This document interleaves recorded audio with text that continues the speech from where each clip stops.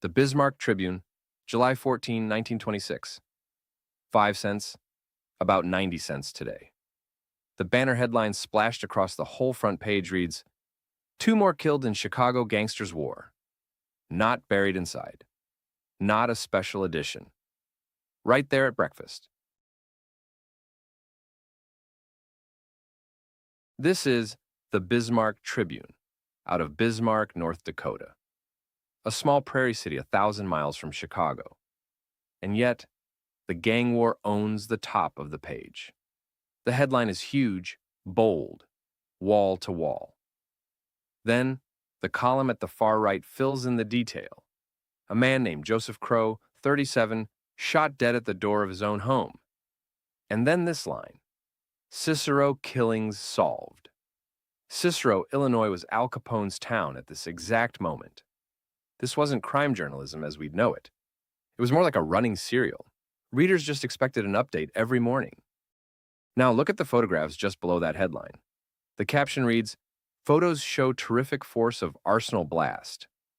What you're seeing is what's left of an Army ammunition storehouse in Picatinny, New Jersey, after shells from the naval arsenal exploded and fired for 24 hours. The subhead underneath is the part that stops you cold. Accurate list of explosion victims. Probably will never be available as all records at Arsenal were destroyed. They don't know how many people died. The records burned with the building. The paper estimates damages at $75 million.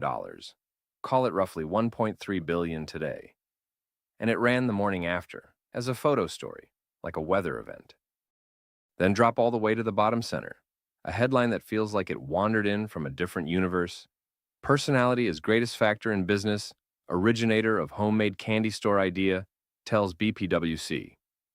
Someone just gave a speech to the Business and Professional Women's Club about the candy store she built from scratch. Same page as a gang war, a mystery dismemberment in Boston, and a munitions depot that burned for a day. The paper just puts it all down side by side. That's the front page. That's the whole world at once. What this page does is hold things together that we'd never put in the same room. A gang execution, a catastrophic explosion with an uncountable death toll, hail insurance claims, cream prices, and a woman's candy business philosophy.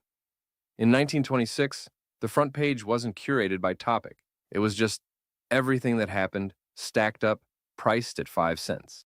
Another front page tomorrow. If this one got you, stick around, subscribe so you don't miss it.